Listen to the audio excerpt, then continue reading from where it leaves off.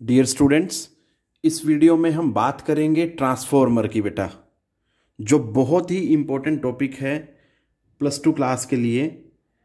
और हम क्या पढ़ने वाले हैं, इसका प्रिंसिपल पढ़ेंगे बेटा, इसकी construction, theory and working, efficiency of A transformer and last में असम्पशंस भी पढ़ेंगे बेटा रिगार्डिंग द ट्रांसफॉर्मर।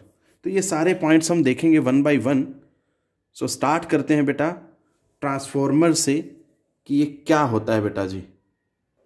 सो बेटा जी, ए ट्रांसफॉर्मर क्या होता है? It is an electrical device which is used for changing the AC voltages. इसने बोला used for changing the AC voltages, मतलब हाई वोल्टेज को लो वोल्टेज में भी किया जा सकता है, लो वोल्टेज को हाई में भी किया जा सकता है बेटा। ठीक है, उसी के बेसिस पे जो ट्रांसफॉर्मर होता है दैट इज ऑफ 2 टाइप्स बेटा। फर्स्ट जो टाइप है that is step up transformer. इसमें क्या होता है बेटा, it increases the AC voltages, मतलब कम वोल्टेज को ज़्यादा में कन्वर्ट करता है। ठीक है बेटा। दूसरी पहचान क्या है इसकी, मोटे मोटे तौर पे अगर हम देखें तो बेटा, number of turns in secondary coil will be greater than number of turns in primary coil. तो नंबर ऑफ टर्न्स के बेसिस पे भी हम बता सकते हैं कि भैया ये स्टेप अप ट्रांसफार्मर है या स्टेप डाउन ट्रांसफार्मर है। अगर मैं बात करूं सेकंड की, that is step down transformer which decreases the AC voltages, मतलब जो AC वोल्टेज को कम कर देता है। कहने का मतलब हाई वोल्टेज को लो में कन्वर्ट कर देता है बेटा। तो इसमें क्या होता होगा फिर, number of turns in primary coil will be greater than number of turns in secondary. ठीक है बेटा, उल्टा हो जाता है। इसमें प्राइमरी में ज़्यादा होते हैं तो स्टेप डाउन हो गया, और अगर सेकेंडरी में ज़्यादा हो तो स्टेप अप हो गया बेटा जी। ये चीज़ याद रखनी है आपने। सो इसी के बेसिस पे, नंबर ऑफ टर्न्स के बेसिस पे ही ट्रांसफार्मर जो है 2 तरह का होता है बेटा। अब हम बात करते हैं इसके प्रिंसिपल की बेटा, कि ट्रांसफार्मर किस प्रिंसिपल पे काम करता है। सो बेटा जी, इसके प्रिंसिपल की अगर बात करें तो it's working is based on the principle of mutual induction बेटा। और आपने पढ़ा हुआ है म्यूचुअल इंडक्शन क्या होता है बेटा, that is the property of 2 coils. तो एकदम से क्लिक कर जाएगा, इट मीन्स यहाँ पे ट्रांसफार्मर में we will be using 2 coils बेटा। एक को प्राइमरी बोलते हैं और दूसरी को सेकेंडरी कॉइल बोलते हैं बेटा। ठीक है, तो जहाँ पे source of alternating EMF connected होगा उसे प्राइमरी कॉइल बोलते हैं, और जिस पॉइंट के थ्रू आउटपुट जो होगी वो क्या होगी, सेकेंडरी कॉइल बेटा। सो वो क्या कहना चाहता है बेसिकली, अब म्यूचुअल इंडक्शन आपको पता है, when ever the amount of magnetic flux linked with the coil changes and EMF is induce in the neighbouring coil बेटा। ठीक है बेटा, जिस कॉइल में फ्लक्स चेंज होगा उसके अपोजिट, उससे दूसरी कॉइल में क्या होगा, EMF इंड्यूस होगा, जो क्या करेगा, which will be opposing the change in magnetic flux. ठीक है बेटा, जो भी चेंज होगा मैग्नेटिक फ्लक्स में that will be opposed by the induced EMF बेटा जी। तो ये प्रिंसिपल हमने पहले भी पढ़ा हुआ है, मैंने एक वीडियो बनाई थी, दैट वाज, उसका नाम था म्यूचुअल इंडक्शन बेटा। कंप्लीट टॉपिक उसमें कवर किया गया था। सो अब बात करते हैं इसकी कंस्ट्रक्शन की बेटा। तो बेटा कंस्ट्रक्शन में देखें जरा, it consists of A rectangular soft iron core made of laminated sheets insulated from each other. ये देखें जरा बेटा, रेक्टेंगुलर सॉफ्ट आयरन की कोर है ये। ठीक है बेटा, ये लैमिनेटेड शीट्स होती हैं जो एक दूसरे से इंसुलेटेड होती हैं बेटा। ठीक है, तो ये आप देख सकते हैं, मैंने यहाँ पे 3 बनाई हैं, तो आप आसानी से विजुलाइज कर सकते हैं बेटा इस चीज़ को यहाँ से। उसके बाद अगर हम आगे देखें, प्राइमरी कॉयल, ये वाली जो कॉयल है बेटा that is the primary coil. ठीक है, जिसको P1 P2 से लिखा है। एंड सेकेंडरी कॉयल, यहाँ पे देखें ये S1 S2 क्या है, that is the secondary coil. आप यहाँ पे आसानी से आइडेंटिफाई कर सकते हैं कि यहाँ पे प्राइमरी में नंबर ऑफ टर्न्स कम है, सेकेंडरी में नंबर ऑफ टर्न्स ज़्यादा है। सो ये स्टेप अप ट्रांसफार्मर है बेटा जी। ठीक है बेटा, so primary coil and secondary coil are wound on the same core. इसी कोर के ऊपर बेटा, इसके ऊपर ही वाउंडेड होती हैं ये। सोर्स ऑफ अल्टरनेटिंग EMF ये रहा बेटा जी। Is connected to the primary coil, P1 P2 के बीच में है connected, and load resistance is connected to the secondary coil. ये रहा बेटा रेजिस्टेंस, ठीक है। और इन दो पॉइंट्स के अक्रॉस हमें क्या मिलती है बेटा, आउटपुट। ये चीज़ें आपने ध्यान देनी है। अब हम बात करते हैं इसकी थ्योरी एंड वर्किंग की बेटा जी। बेटा थ्योरी और वर्किंग से पहले अगर हम बात करें, ये जो सोर्स ऑफ अल्टरनेटिंग ईएमएफ लगा हुआ है, तो बेटा इसकी इक्वेशन क्या होगी हमें पता है, हमने बहुत बार पढ़ी है इस पूरे ही चैप्टर में। That is E is equal to E0 sine omega T, ठीक है। इसको नंबर 1 देना चाहें तो दे लें, बट इसका आगे कहीं यूसेज नहीं रहेगा इस पूरे थ्योरी एंड वर्किंग में बेटा, ठीक है। अब अगर हम बात करें थ्योरी एंड वर्किंग की, तो बेटा that can be understand by considering 2 points. बेटा 2 पॉइंट हैं बेटा, अगर वो 2 पॉइंट हमें समझ आ जाए तो फिर और कुछ भी जरूरत नहीं है। सो उन दोनों पॉइंट्स को 1 बाय 1 स्टडी करेंगे। सो फर्स्ट पॉइंट क्या कहता है, तो बेटा फर्स्ट पॉइंट को देखें जरा। The induced EMF per turn is same for both the primary and secondary coil. मतलब वो कहता है कि जो ईएमएफ पर टर्न होगा प्राइमरी कॉयल में भी और सेकेंडरी में भी, दोनों क्या होंगे बेटा, इक्वल होंगे। अब इसको कैसे समझे, मैथमेटिकली देखें। मैंने मान लिया कि जो टोटल ईएमएफ इंड्यूस्ड है in primary that is EP, number of turns क्या है प्राइमरी में दैट इज एनपी। तो अब ये क्या आ गया बेटा, ईएमएफ पर टर्न आ गया through the primary coil. This must be equal to secondary coil के थ्रू टोटल ईएमएफ बेटा और number of turns in secondary. तो ये भी क्या आ गया बेटा, this is EMF per turn through the secondary coil. तो यही तो उसने बोला है, दोनों क्या होने चाहिए, इक्वल होने चाहिए बेटा जी। तो इसको नंबर 2 दे देता हूं मैं। अब इसी की ही डिस्कशन करनी है बेटा। सबसे पहले अगर हम बात करें NS बाई NP की, NS यहां डिनोमिनेटर में, NP यहां डिनोमिनेटर में बेटा, तो अगर मैं NS को इधर ले जाऊं और EP को इधर ले आऊं, तो NS बाई NP क्या हो जाएगा बेटा जी, ES बाई EP। ये NS बाई NP जो होता है that is equal to K, जिसे हम क्या बोलते हैं, ट्रांसफॉर्मेशन रेशियो। क्लियर है बेटा, this is known as transformation ratio. अब यहां से आप समझ सकते हैं, कहता है if K is greater than 1, मतलब इसका मतलब क्या हुआ, NS ग्रेटर देन NP। और ये मैंने आपको बता रखा है बेटा, जब नंबर ऑफ टर्न्स सेकेंडरी में ज़्यादा हो जाएं और प्राइमरी में कम हो जाएं तो वो स्टेप अप ट्रांसफॉर्मर होता है, ठीक है जी। Then we have step up transformer.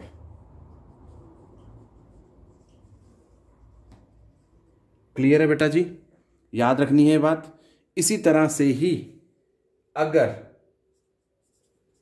K less than 1 हो जाए, उसका मतलब क्या हुआ, उसका मतलब क्या हुआ बेटा, NS less than NP, number of turns in secondary में कम हो गए बेटा।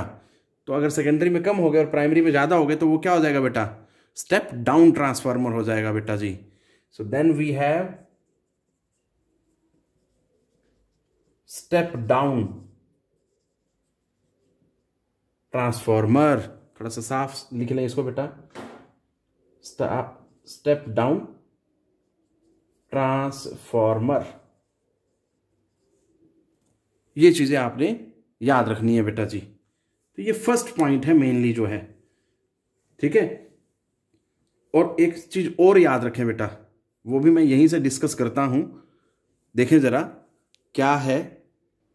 तो बेटा यहीं से अगर मैं इक्वेशन 2 को क्रॉस मल्टीप्लाई करूं तो बेटा जी NSEP is equal to NPES।